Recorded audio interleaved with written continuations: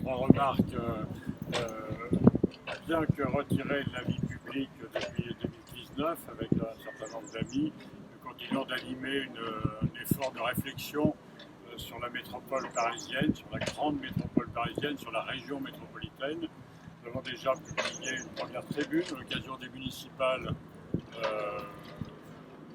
Le titre original, c'était Le Grand Paris oublié des élections municipales, ce qui a été malheureusement été vérifié. Il y a plusieurs signataires qui sont là, Bernard, Marine Jacan, Chantal Pacto.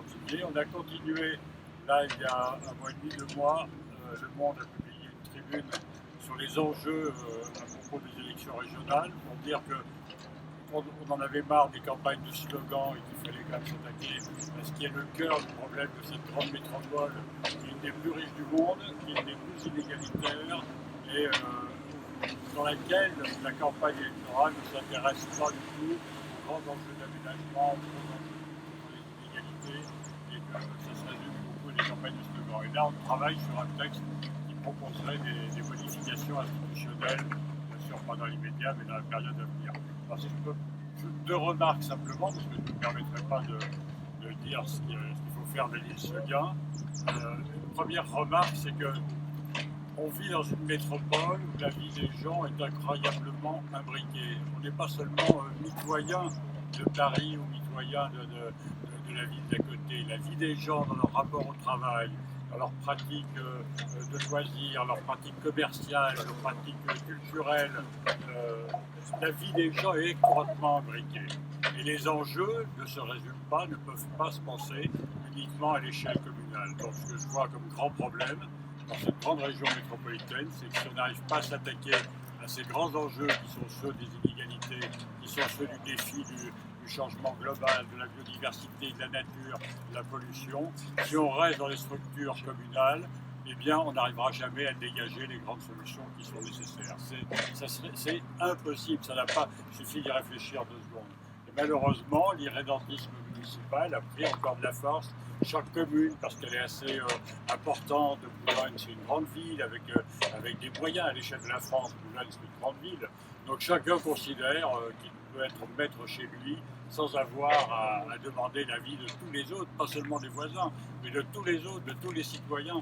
Et donc l'île Seguin me semble être un exemple extraordinaire de par sa taille, sa superficie, de par son emplacement, ce que vous avez expliqué, ce que Bernard a détaillé sur le grand paysage, le rapport à la Seine, le rapport à la nature. Ça ne peut pas être, des projets de cette taille-là ne peuvent pas être vus à une échelle communale, même intercommunale, ou en associant départements qui n'a strictement aucune compétence en matière d'aménagement.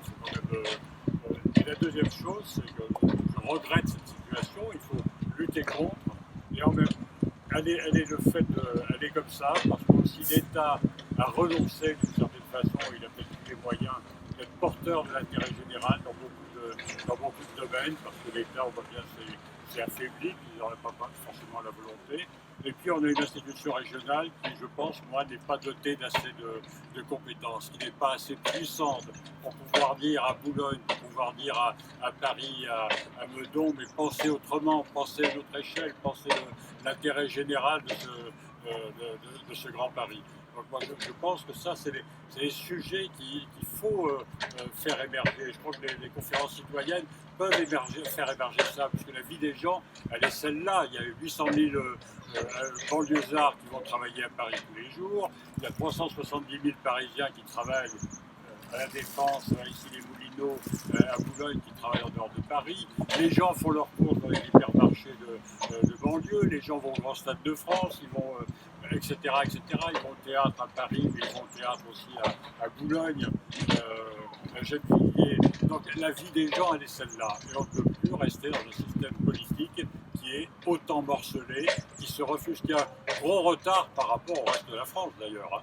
Gros retard par rapport à ce qui s'est passé il y a maintenant près de 60 ans à Bordeaux, à Toulouse, à Lyon, où on voit bien qu'il y a des... je ne dis pas que c'est extraordinaire, mais on voit bien qu'il y a des façons de penser les projets, les grands projets, qui sont beaucoup plus efficaces et beaucoup plus intéressants pour l'intérêt général. Donc voilà, c'est juste une remarque. Merci de m'avoir permis